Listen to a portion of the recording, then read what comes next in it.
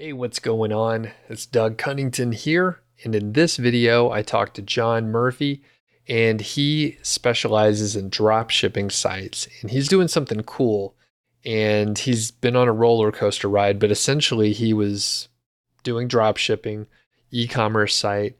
Typically, he was running ads like a lot of drop shippers do. He was running ads, making money.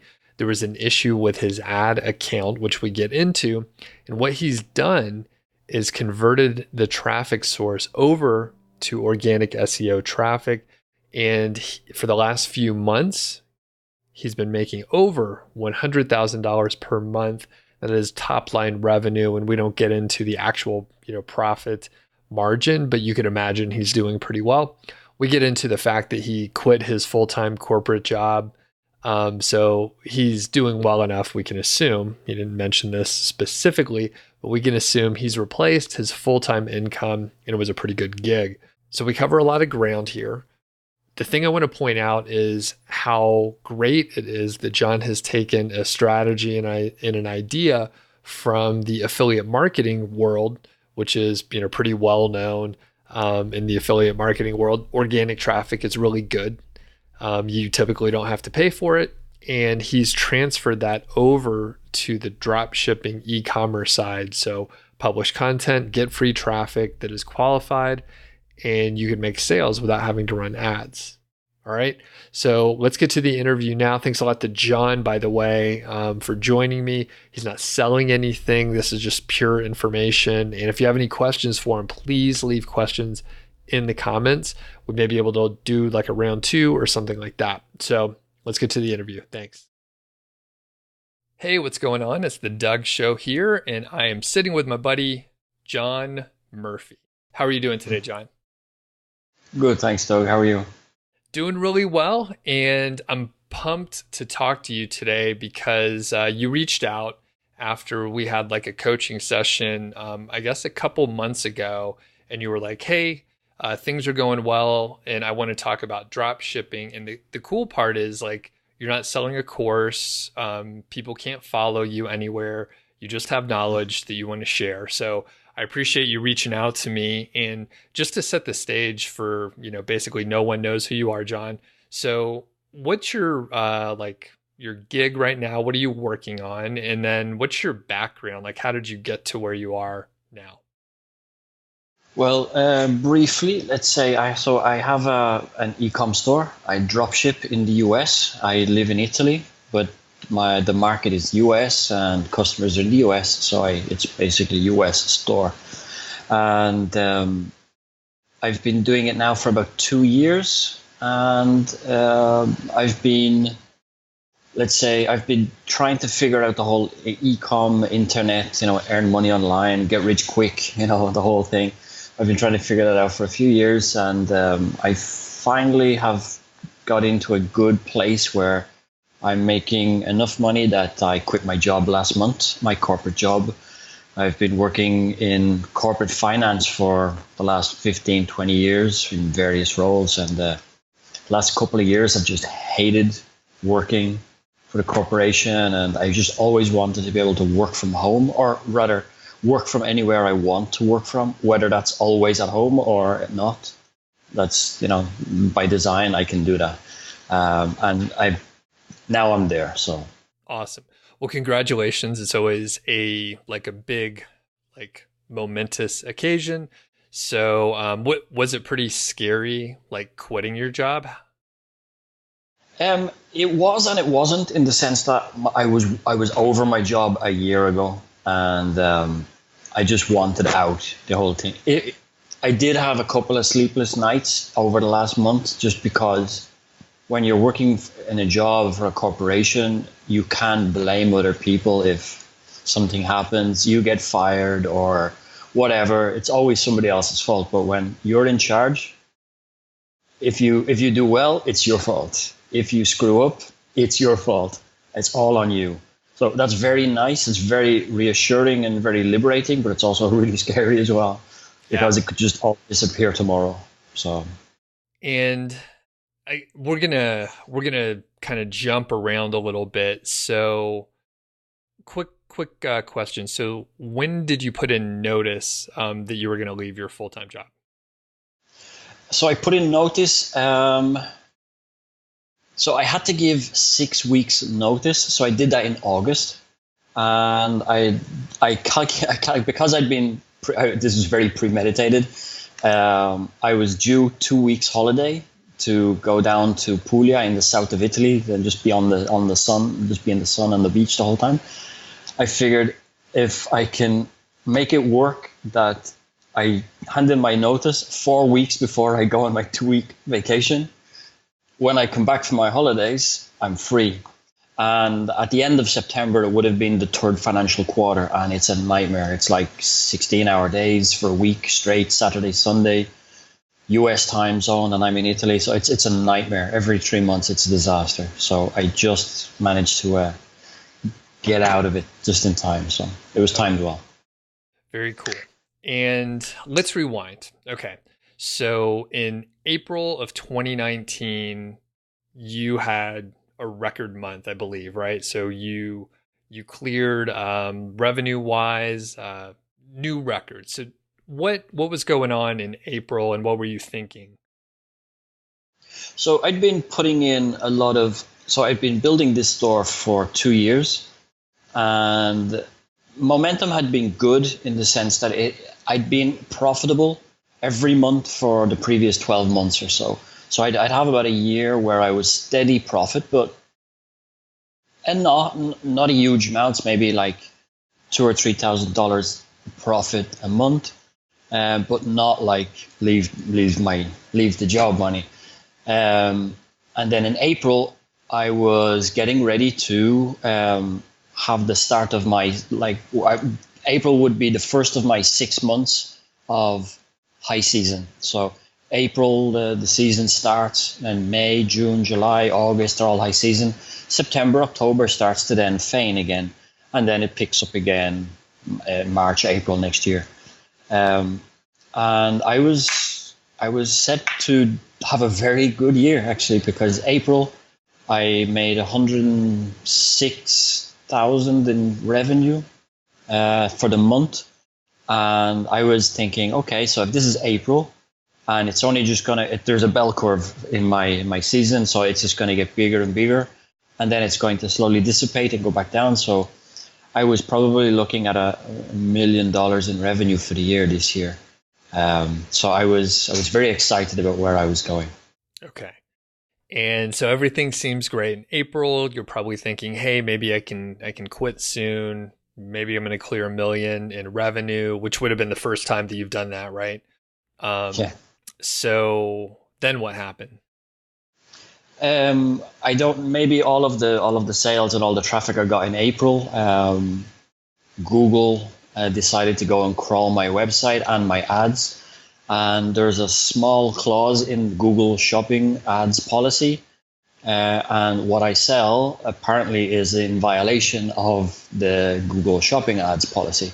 And they swiftly just turned off all of my ads and all of my traffic. So they just said, you're not running ads here anymore. Have a nice day. Okay. And did you have any recourse? Like, what can you do if your ads are shut off?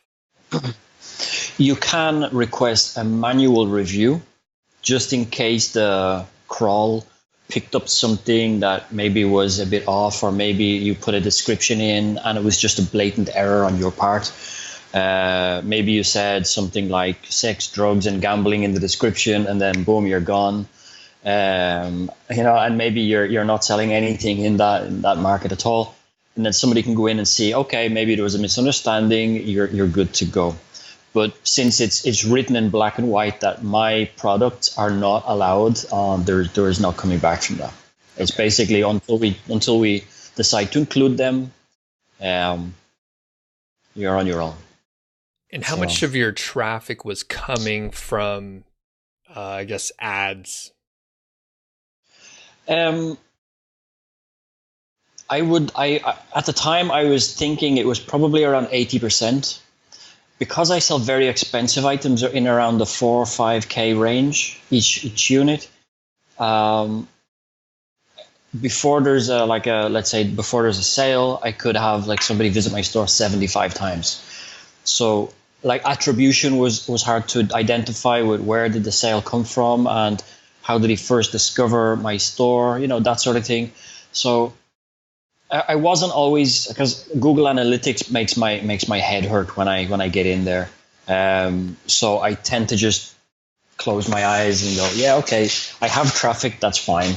I would think it was like maybe 70 to 80% Google Shopping, because that's the classic e-commerce process. You build a store, you use targeted keywords to get traffic to your ads. Because if you're looking on Google Shopping for a specific product and the price and the image is there, and you still click through, then you're a buyer. At least you're a warm lead. So that's how we would traditionally get traffic. That's the fastest way to make a sale, fastest way to get traffic, and that's the default for e-commerce. Okay. And we're gonna dig in for people listening out there. We'll dig in deeper into like the drop shipping model, but that's pretty standard, right? You set up the store, wherever you set it up, however you handle the e-commerce portion of it, and then you could just drive traffic. And as long as you know your margins, you know the price of the product, and you know the price of the lead, then you can, I guess, run an ad and put as much money into it because on the back end you're making a profit, right? Yeah, like the way you run an ad in a sense that in Google Shopping it's very visual. So on the image there's there's the product, there's the amount, and it might even say free shipping or no sales tax or whatever. So for somebody to click on that anyway, they've already seen the price. So if it's not too expensive, it's likely that it's a warm lead. So that's good traffic. So that's the target. Cool. In May, your traffic dropped by a ton. Because of the ad issue that you had, and you were like, okay, we're in trouble here. Your revenue dropped a bunch as well. And in the back of your mind, you're thinking, I gotta quit my job also sometime because I hate it. So I can't remember when we had our coaching session, but you were like, hey, I really need to turn up some stuff on the organic side. And I guess, do you happen to remember when that was? Yeah, it was like the third week in August. Okay. So you were trying to do some stuff. So like mentally, what were you thinking when the ads, like your ad traffic went away? Well, for 2 days, I didn't speak because I had the letter written. My letter of resignation had been written for a while. And I was like, I have to quit my job. I can't do it anymore. And the more I was successful in what was then a side hustle, I was making more money in 2 hours a day than I was 8 hours a day in an office job. So I just became more and more resentful to those 8 hours that I could be dedicating to something productive or something, at least something that I was working on and I was passionate about. So I was desperate to quit. And when the rug got pulled out from underneath me, I was thinking, does this mean I can't quit my job now? And now I have to go and suck it up again for at least another year? So for 2 days, I was just devastated. I was thinking, what do I do now? How do I recover from this? And it was mentally challenging, to try and figure out what I should do. Because also I was trying to convince my wife the whole time that I'm going to quit my job, because it's a it's a two-person decision. I'd already decided, it was going to happen, but it had to happen in a way that it made sense. And for those 2 days, I was thinking it doesn't make sense now to do it, and that was what really bothered me. So I had to find a plan B. So and when you can't run ads, the plan B is organic traffic. Right. And just a quick note. I know exactly what you're talking about. I was laid off. Otherwise, I probably would still have my job because probably like you were doing something for, 15 years, pays pretty good. It looks like you had a pretty flexible schedule, which we can probably maybe talk about in a future episode. I mean, you were working remotely for your full-time job, right? Yeah. Okay.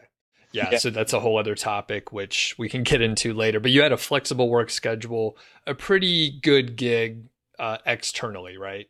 Like if people saw what you were doing, they're like, "Hey, you got it made." Mm. Well, yeah, it did look like that from the outside. I was working the classic office hours just from my home, Hmm. but that's because in the company I used to work for, massive American international, they I was wearing two hats. I was working two roles because one guy got laid off and they just gave me his role, so I was doing two jobs. And when I had to relocate for my wife's job, I said, "Can I work from home?" And they were like, if we let him go, we'll have to hire two people.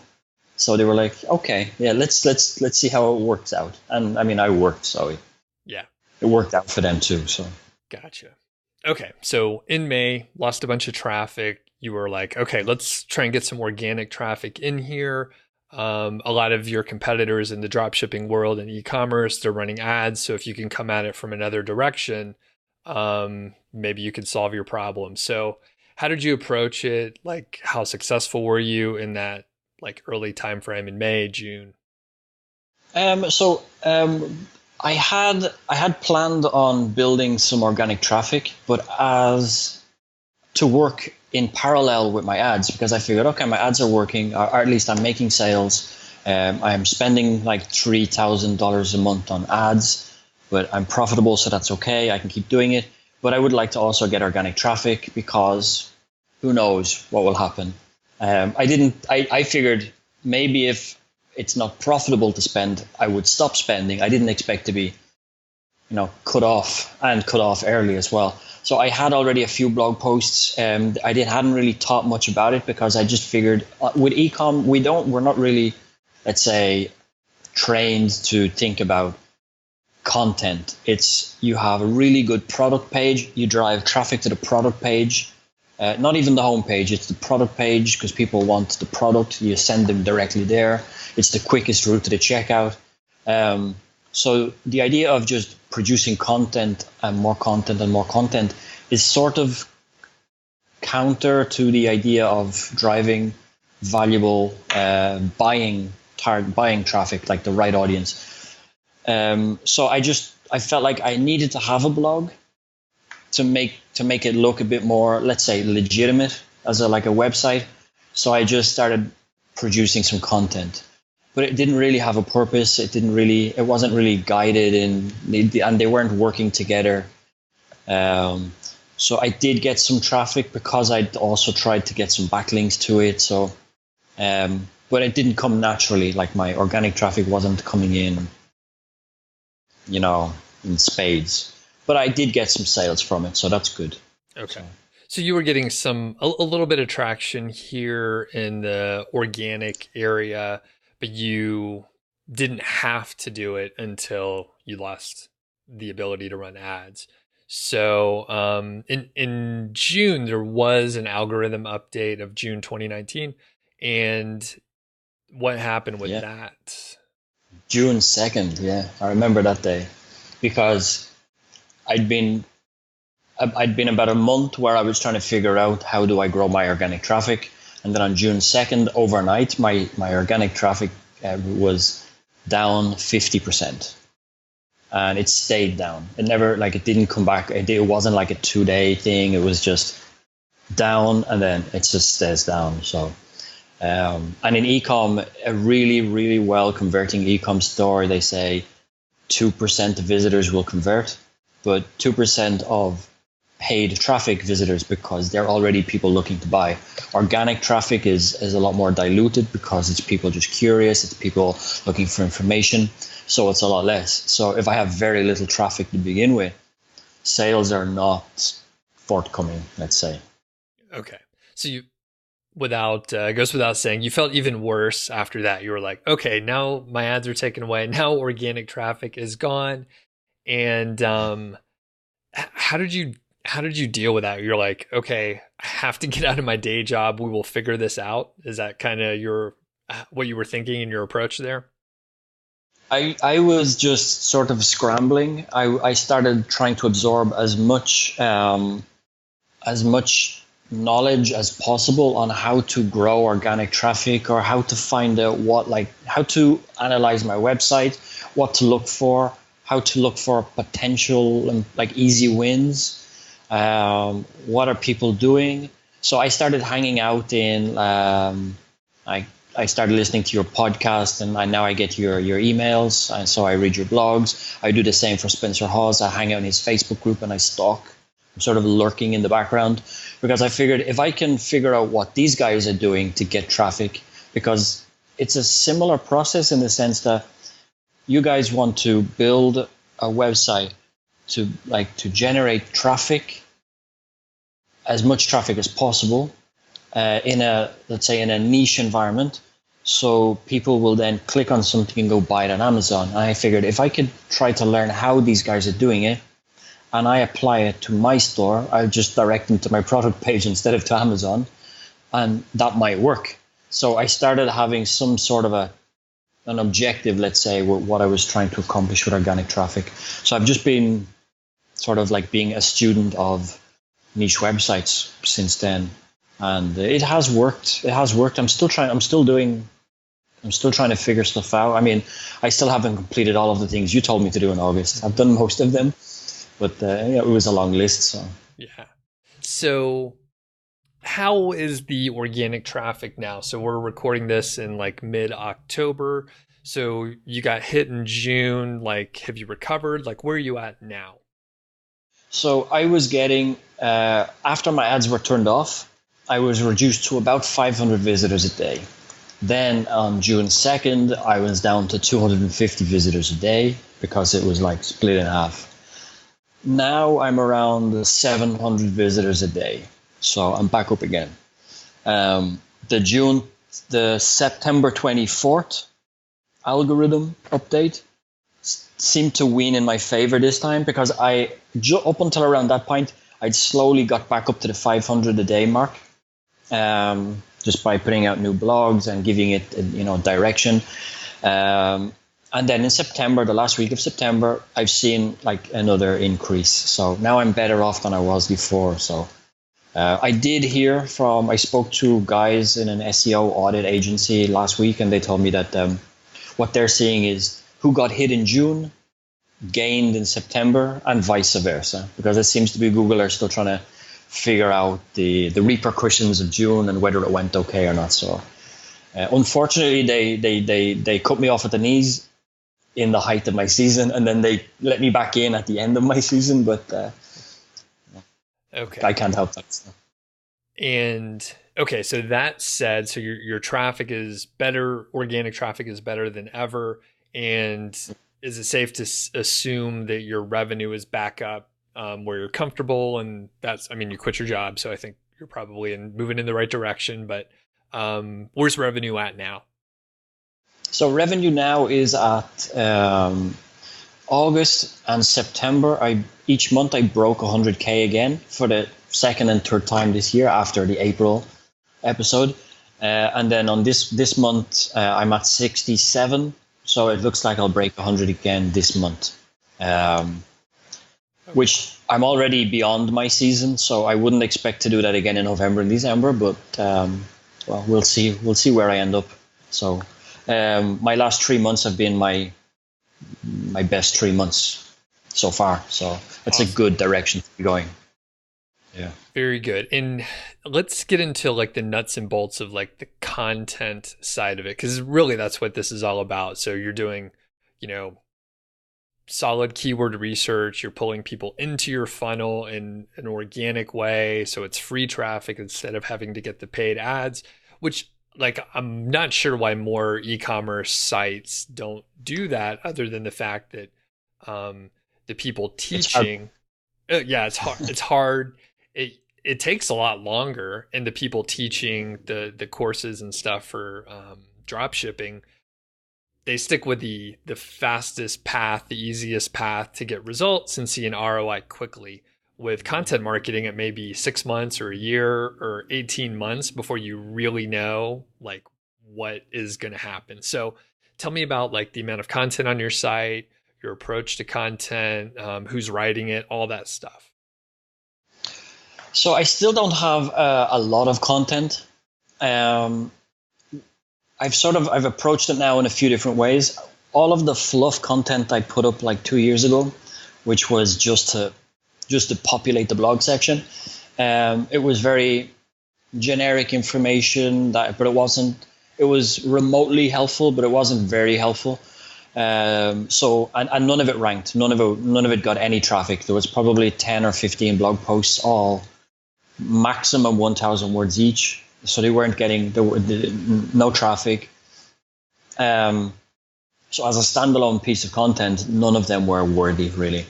So instead of switching them off, I decided to make a definitive guide to the niche, and I just put them all into one blog post, and each one of these miniature blogs was a chapter. So now it's like an 8,000 word piece, and it ranks. It does rank now. So. And for like the main keyword that you were trying to rank it for, so a pretty high volume one, or is it sort of a medium? Yeah, range? it's a pretty high volume search term now. Like it's the generic product category, let's say. Okay. So and it wasn't something that I was trying to do to drive sales. It was more about, okay, I've got all this content. At least I'll try to make it work instead of just switching it off or removing the pages. So that was one of the first things I did. And then I noticed that, what I did was I went into Ahrefs to see who was ranking for keywords that I wanted to rank for. And I found a couple of websites that were much bigger than me with bigger domain authority. And they were ranking for things like the top 5 product for 2019 or the best 9 product for this specific activity, that sort of thing. And I noticed that a lot of the websites that were ranking on page 1 had a similar structure to them. You know, the titles were very catchy. They were, let's say, date appropriate, so they looked up to date. And they were very enticing to go and click. But some of them were not very good. Like some of them were just like literally just a list of 5 products and a link. And then maybe the image didn't even correspond with the actual product. So they weren't done very well. So I figured, well, if I could do something similar, maybe bigger, more valuable, that people can read and go, okay, I've got all the information I need. I don't need to go elsewhere because this answered every possible question I could have. And I started building a couple of these. I have 3 categories in my niche. Which would go after 3 different demographics. So I made 3 of these types of posts. 2 of them are doing extremely well. They're like page 1, position 1, which is fantastic. And luckily they're printing me money now, because when they were on like page 3, I didn't get any visitors. Now I go to page 1 and all of a sudden, like, you know, I've got hundreds of visitors a day on one blog post. So by default, I do get sales. So it's great. I did go above and beyond. For example, like in some of these posts, I have maybe the first 2,000 words. I haven't even mentioned one of the products yet. It's just about education, what the product does, how it's going to change your life, and who's it for and who's it not for. And I do listen to a lot of podcasts about what way is a blog post supposed to be, and by trying to apply what you teach and what other, like, you know, serial bloggers, let's say, that, you know, that do it for a living, do using H2 tags in a strategic way. Maybe if you're answering a question and the question has the product name or like let's say the category in it, and you make the question a H2 tag and then the paragraph answers the question, so it makes it very easy for Google to find answers to questions people are asking. And I found very good results, you know, writing the content that way.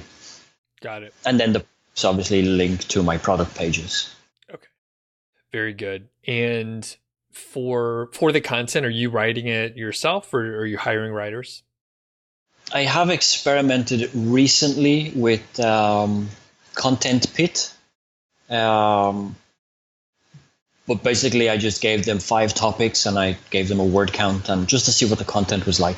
The content was very good. I didn't even have to change it. So if I do decide to go the route of producing, 10 pieces of content a month, that would be the way to go, because I don't write content. It doesn't come to me naturally, and I could spend a week on one piece. And I could order 10 pieces of content and in a week get them all back, and then I could be doing something else. So with Content Pit, I see that the work is pretty good. Out of 5 pieces, I didn't have to change anything on all 5. And when I did ask them to do like a mammoth piece, just to see what it would be like, they just said it wouldn't be good. They didn't want to take my money to do like a 10,000 word piece, because they said the best piece of content on the web was my 4,000 word article, and there was no point in making a 10,000 word version of that article because you've already done it. So I thought that was very good of them. So I wouldn't be against hiring, outsourcing good writing again. Got it. So you and I had the coaching session back in August, and I don't remember specifically any of the activities that and action items that I told you need to do. But I hope you got results. Probably did. Otherwise, you wouldn't have emailed me at all. Yeah. But what kind of stuff did I tell you to do on the site? And then did you see any results or impact from it? So I did implement pretty much all of the easy stuff, and then the not so easy stuff I did later. And I think that's why in September I got rewarded for it, because my site makes sense now. Instead of having 3 big posts and they're all independent, and then some other stuff around the edges, they were all standalone pieces and they all sort of did okay. But one of the major changes you told me to do was to bunch them into silos. So having 3 categories, since those are my money blogs, I've already got lots of other content that are relatable, but they're not going to do me any favors really on their own. You help me structure them in a way that I would have one main blog post, which would be, let's say, my top 7 products for 2019, the one that's in position, at the time it was like position 3, 4, and now it's in position 1, so something's working. So that gets supported by these smaller, relevant, but secondary blog posts, let's say smaller 1,000 word blog posts, relevant keywords, and let's say I have one massive post, and then 5 to 10 smaller secondary posts, all linking to that one. So it's telling Google what's relevant on my site out of all of those blog posts that all have similar keywords. And I'm in position 1, and I'm in position 0 today as well, I saw. So for the same post, I'm getting rich snippets, and then I'm answering the drop-down questions as well. So I'm pretty much dominating the page 1 of certain keywords, which is fantastic. Awesome. And for the people that don't know, this siloing can get more complicated, and website architecture can get more complicated. But generally, if you just internally link, that generally does the same sort of thing. So I could put a link for folks to check that out a little bit further. And go ahead. There was also one massive mind shift when we were on our call. And I was saying, because in preparation, you had said, give me a link to your competitors, the ones who you are looking to, let's say, emulate or improve on. And my answer to you was, nobody in e-com is trying to do what I'm trying to do, because everybody's running ads. So I don't know anybody that's doing it. And when we got on the call, in one sentence, you'd completely changed my philosophy. You had said, but you're not competing against e-commerce stores, you're competing against niche websites. And that was just like a aha moment for me, because I was thinking, that's right. I have to, I'm doing content to get organic traffic to my website with the intention that maybe they'll buy. And it just, for me, it was like, oh my God, like that makes so much sense now. And one of the bigger things that you had me do was to completely restructure the visual aspect of my blog post to resemble more of the Amazon affiliate, let's say, listings. Whereas like there's the like check price on Amazon, those things, because I didn't have anything, and looking at it now, it just didn't make sense for visitors, and they may not have even known to go visit the product page. So that was a big shift also mentally for me. Cool. I don't even remember saying that, but it sounds brilliant now that you're mentioning it. So, well, yeah, it was pretty. Yeah. Well, and the big thing, like to lay the context. I mean, basically, like we've been talking about, most dropshipping sites and e-commerce sites, like they have a specific business model, but in a similar way, like I do YouTube videos, like people are watching this now, and I'm competing against like cat videos and like every other, like, I mean, it's hard to compete with cat videos. In fact, I published a short video of my dog, and it got like 3 times more views than like my best video ever within like 48 hours. So yeah. Definitely a big aside right there, but let's get it back on track. And any other like changes that you like made on the site before we shift over to like just talking about drop shipping and the business model in general? No massive structural things, because I'm on ecom.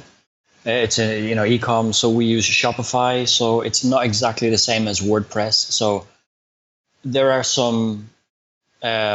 certain changes that would make sense in WordPress, but I would be going against the grain in Shopify. So there wasn't a lot of major changes, but each blog post needed to be changed.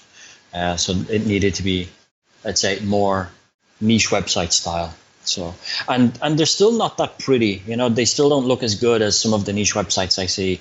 Like really fancy table of contents and then like comparison charts. I'm still not there yet, but they will come as well, and they'll be added to the old ones, and then they'll be in the next ones. So it's still a work in progress.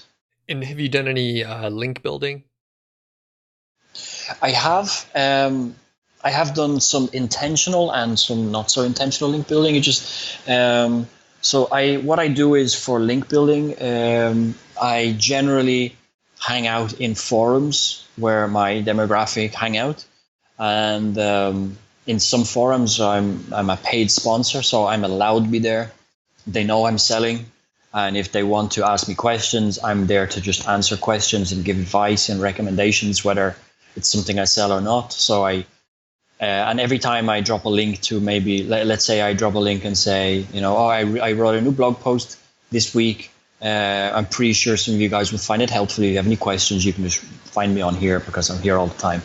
And then that's a backlink, and then that'll get shared.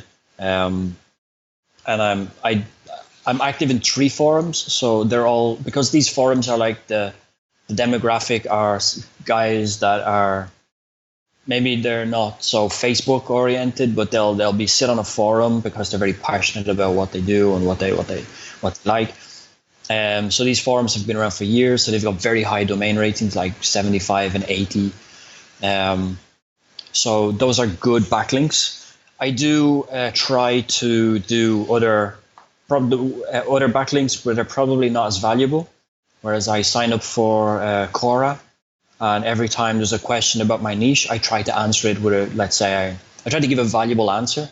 And if it makes sense, I'll drop a link to an article that would elaborate further on my answer. And then I try to get backlinks that way as well.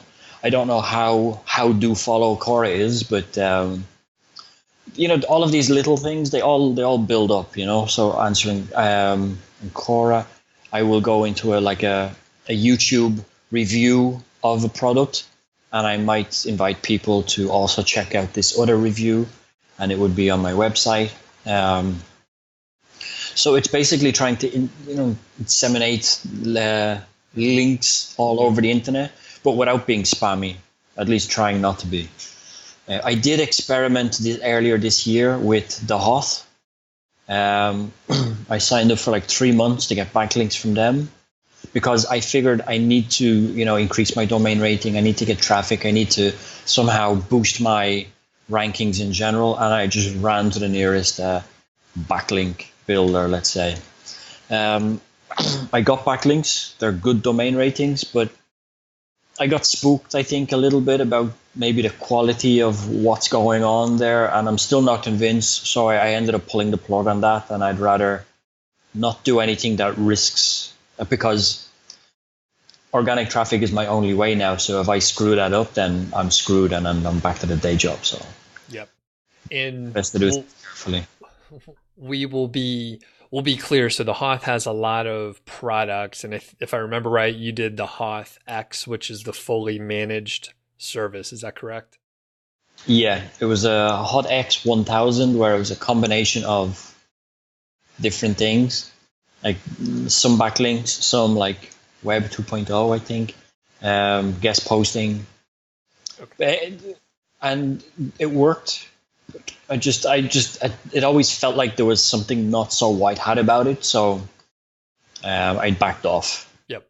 And so I haven't used that service, and you mentioned I don't know everything like involved with it, but yeah, I think you're right. There's some Web 2.0s. Perhaps there are like other types of links which are gray hat, which those would be more risky.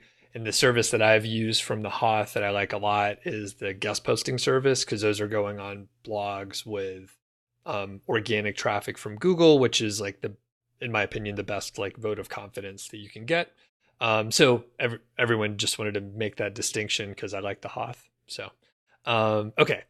And let's move on to just the drop shipping business model. And there are at least a couple flavors of it. And you pointed out to me before we started recording here that there's like kind of a bad model where you're sort of painted in a corner. It's maybe an easy way to get started, but it's not like a long-term way to do it. Can you kind of outline that with the AliExpress? So usually people, like, drop shipping tends to have a bit of a negative stigma to it, because for years now, people would try to get into drop shipping and they figure they can get something on AliExpress, have it shipped from China to somebody else's house, and then they've made a few bucks in the meantime. The business model, I also tried. My very first store was like, I dabbled with AliExpress. I think I did it for about 6 weeks, and then I went a different route. But the model, people have made lots of money doing it, but it just seems to be like you're always chasing the next fad, fidget spinner or whatever it is. And there are so many reasons why I would never recommend AliExpress. I know people that have done it, they've made money doing it. But the whole philosophy is that you don't set up an agreement with a supplier. You're the customer, you're the end customer when you buy something from AliExpress. So you advertise a product on your website, somebody buys it from you, you collect their money, and then you log on to AliExpress and order the product from China as the customer, but you just give the other name and shipping address of your customer, so it'll ship from China to them. The problem being there is that you've paid for the product, then it takes maybe 4 to 6 weeks to get there, and it's a hit and miss whether it's very well made, whether it's not very well made. And most of the time, like, people are not willing to wait 6 weeks for like some like a $15 item. They're just go like, or maybe $100 item, whatever it is. And if they say, "Oh, screw you, I want a refund, or I'm gonna do a chargeback," they're still getting the thing because you bought it and you had it shipped to them. There's no refunding. AliExpress have shipped to you. You're the end customer, so there's no recourse from that. So you've just bought some random guy off the internet something that they wanted and they didn't pay for it. So, and because you don't have any like business structure in place, it's not a real business. It's more of it's like, arbitrage on eBay. You buy something from somebody and you sell it to somebody else for $10 more. it's not a business model that you can then go to Empire Flippers and sell for a multiple, because they don't want that business, because it's not a business. So if you go to like what I'm doing, which is considered, I guess everybody calls it high ticket dropshipping, is you choose a country. Like I chose the US because it has a lot of people, a lot more than in my country. In Ireland, there's like almost 5 million people, and that's not a huge market. So choose the country, choose a niche, and then there's like a whole niche criteria research process to eliminate what's not a good niche and what could be a good niche, and there are lots of variables. When you have a niche, then you go and have to look for all of the suppliers within the US that supply that product and that are willing to ship 1 unit at a time to somebody that you make a sale from, instead of the traditional, I want 10 units and I'm going to sell them in my store on the high street, you know. So but once you have those agreements in place, written agreements with these suppliers, you're an authorized dealer for that company and you represent them on your website. And if you have like 15, 20, 25 suppliers, you can list all of their products and you get a sale. Then you turn to your supplier and you ask them to debit you the wholesale price as a dealer and ship it to your customer. So it's a much more legit business model. And you know, if there's a warranty issue, or if something breaks, or if it just never shows up, or it goes missing from the doorstep because FedEx didn't require a signature, whatever the case may be, you're in a position to, you know, make it work. You know, the customer doesn't get screwed. They can say, oh, I never received my package. You go to the supplier and say, you know, contact FedEx. You shipped on your shipping account. Package wasn't received. There was no signature. Okay, we'll make a claim. We'll ship another piece. And everybody, you know, it's a proper functioning business model. And if you go high ticket, the margins are very good.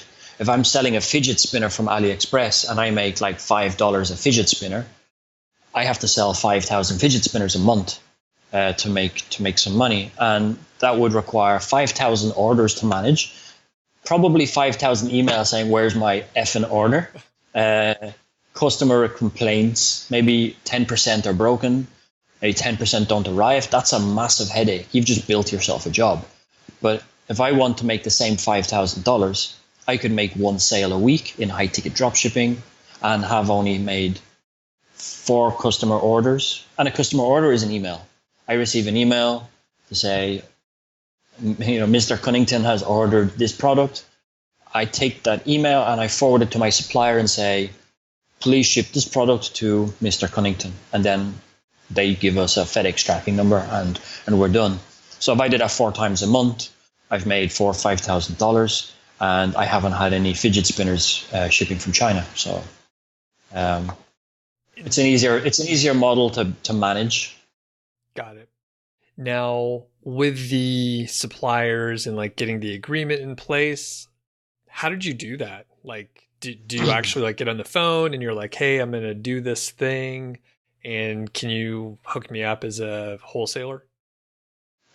Pretty much, yeah. I mean, there are ways of making your chances more likely. So, for example, chances are if you go into like an e-com store in a specific niche, you weren't the first. So there are other people already doing it.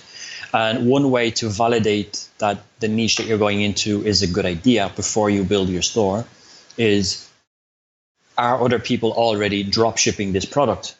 Because if you go and look on the internet and you do research and the only people that are selling online are the manufacturers themselves, which does happen, but there are no other websites selling multiple different brands of the same niche, and they don't have a physical location, then maybe it's not dropship friendly.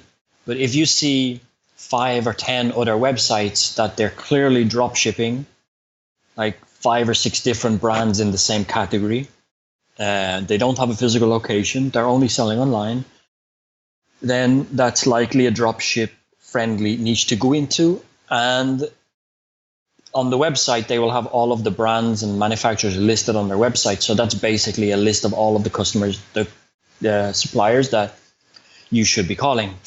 So you just do some research on the internet, see what brands are being drop shipped. You call them up and say, I'm selling this product. I think we've got a really good market. We've got, you just convince them that you're not just trying to guess how to make a sale. You try to sound as professional as possible. Some people actually build a store first with let's say you've identified 10 suppliers. Okay. You don't want to call the first supplier and you don't have a shop to show them, because you would want to make it look like you're already been in business for a year or 2 years and you're just adding them to an existing store. So what some people do is they will load, let's say, all of the 10 brands onto the website, hide one, so you're only displaying live on the website 9 brands. Call the one you've hidden and say, I sell X, Y, and Z brands. I would really like to be able to sell yours because people call me and ask me, do I also sell your brand? And because I don't, I would like to not miss out on the sale. So I'd like to get signed up as a dealer. How do we do that? And they'll send you an application form. You give them your credit card details. They'll debit you when you place an order, and then they'll do that. And then you can then republish their product, hide brand A, call brand A and say, I sell these 900 brands. I really like to sell your brand. You do that until you have as many brands as it makes sense to go live. You won't get them all, but generally, if people are already doing it, it's because the business model is already in place in the first place. So, okay. Does that make sense? Yep. Yeah. And I guess it just takes some time. You have to hop on the phone and or like craft your pitch, and I imagine once you get 1 or 2, I guess wholesalers or manufacturers on board, it's a little bit easier, since you could say, hey, I'm selling these other products. Don't you want to be on my store too? So. Yeah. And the more brands you have, the more legitimate the store looks. And it's just getting those first couple of suppliers on board. Sometimes it may take a little bit of fabrication to make it look like the store isn't 2 days old. You may make it sound that the store has been around for a while, because you're just trying to reassure them that you're not going to just try it for a week and then close the shop, because it's not worth their time. Because they also have to then enlist you as a supplier, and there would be some admin work on their end as well. So you want to sound like you're in it, for the long term. So cool. And I guess, do you have any tips for people that are like, they're thinking, hey, I want to like maybe test out this business model? Like, is it easy enough to test, or is it something a little more like complicated where you need to put in, 6 months before you're really going to be able to figure anything out? It's not a 6-month task. You can build a Shopify store in a weekend, in a few hours in a weekend, to do it nice, and to do all of the upfront research. Because if you pick a niche and you build a store and you put in hours of product pictures, product descriptions, and things like that, and then you find out that nobody sells your product online because only the manufacturer does, and they're not interested in selling through, let's say, middlemen, and then you've worked. So the research part can be very tedious and very long, but the more research you put in, the chances are of you've eliminated all of the things that would lead to not having a successful store. So maybe a month of upfront research, and then you could put a store together in a couple of days. And usually what you would do is you have the product pictures from the manufacturer. You go onto their website, download the product images, copy and paste the descriptions, and populate your website that way. And then when you're live, you can go back in and make unique content for each product. But to go live, you could do it in a month, including the research. And for the people that, like, I'm not familiar with Shopify at all, but there's a big ecosystem, just like WordPress, of themes and other tools and plugins and developers and all that stuff, right? Yeah, they even have their own app store now. So you can, they have the different themes. So like the WordPress themes, some are more directed to like one product. and like one product, one type of no variants, just one product. And then others are designed for more marketplace designs where you've got lots of products, lots of collections. Some of them have like lots of conversion rate optimization, like urgency widgets and symbols sort of built in, customized. And then there are lots of apps to add on to it, like Klaviyo add-on apps, and then there are like flash sale header apps, and there's apps for pretty much everything. Okay. Yeah, it's funny, like whatever like other ecosystem is out there, like there's just a ton of products. Like I had no idea. It's because I'm stuck in like this WordPress world, and like certain things sound, I don't know, they sound like so big, and then like you just go to the, the cousin like Shopify, and it's huge. So excellent. And I guess there's, like a blog type like content management system, so you could publish your blog or product reviews or whatever, and it's just like what you would expect, a little editor. Yeah, it's. I think Shopify is pretty user friendly, so it's made in a way that it's very easy to learn how to use it. So you get into the admin area, like I've dabbled a little bit in WordPress, and for me that's still very confusing. It looks like you need to know what you're doing before you start, rather than figure it out along the way, at least for me. Whereas Shopify, I think pretty much anybody could figure it out in a day. It's very helpful. Like it's very click and paste, and this box is empty, and then the text will say, this is what you put in this box. It's really helpful. It's very easy.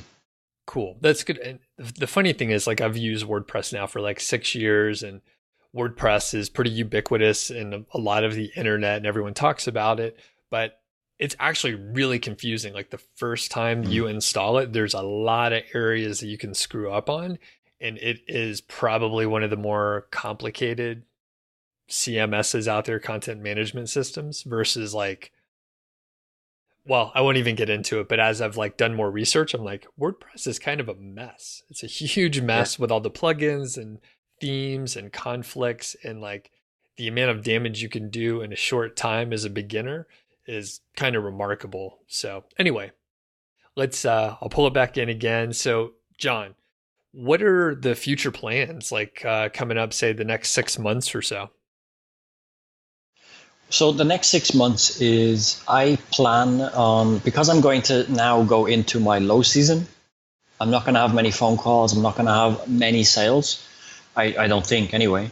I'm going to try to focus on building some new content.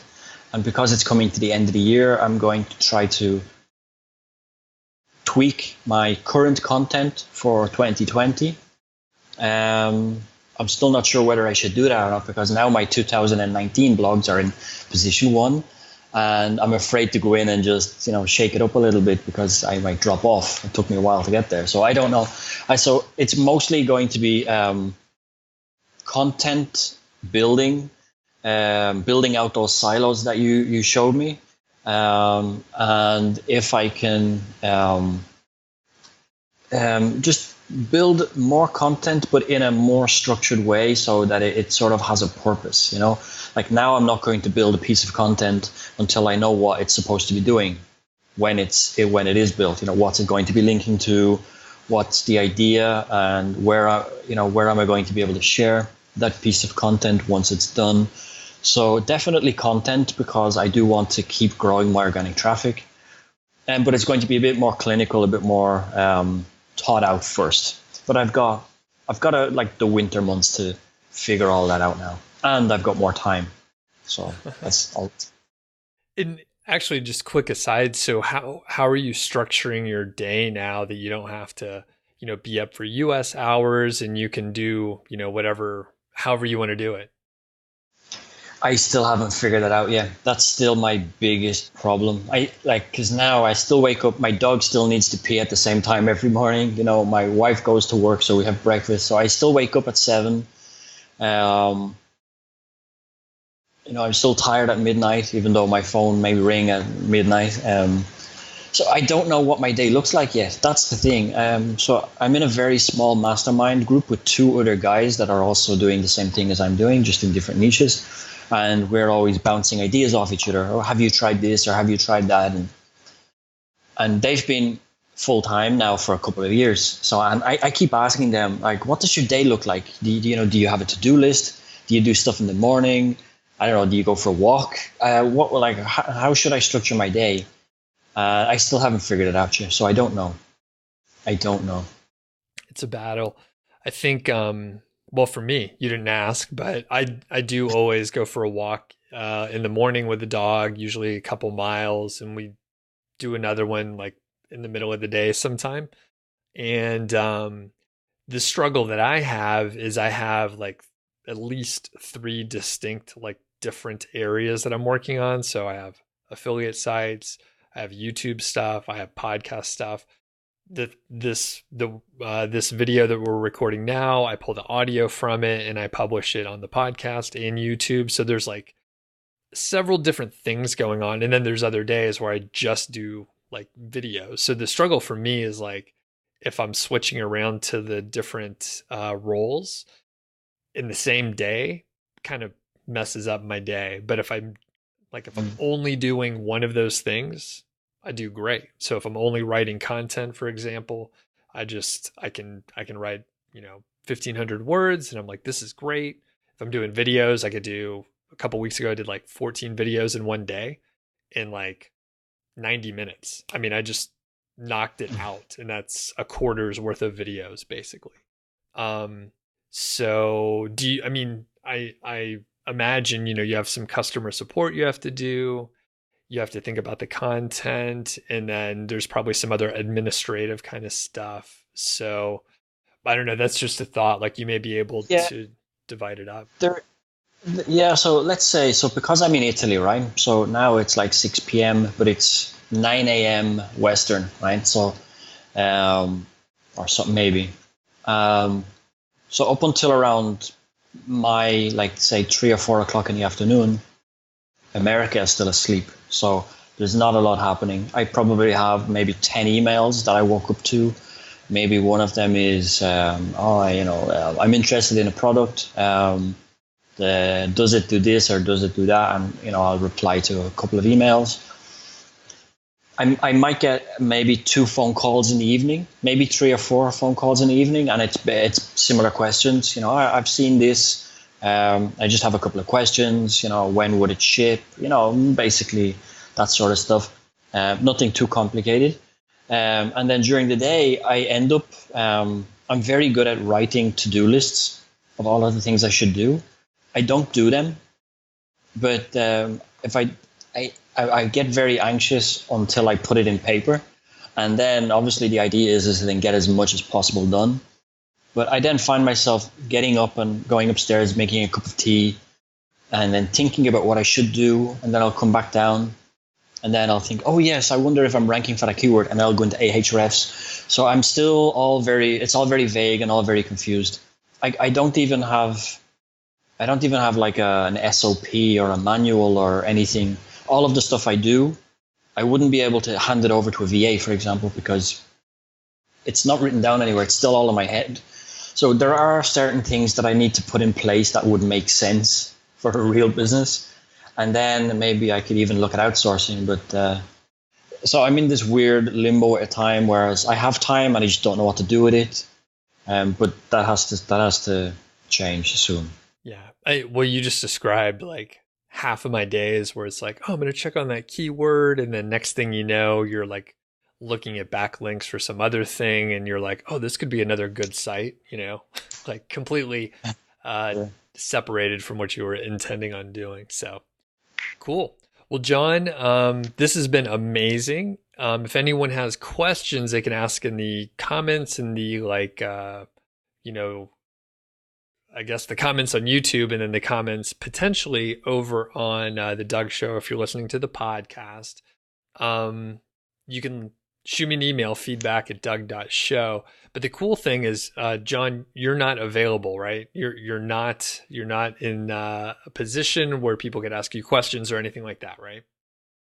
Yeah, I mean, I'm not. I'm still trying to learn all of this stuff. So I'm not teaching a course. I'm not coaching. I'm not doing anything. So I don't have any like website where people can just go and like look me up. So I'm just doing my thing. Perfect.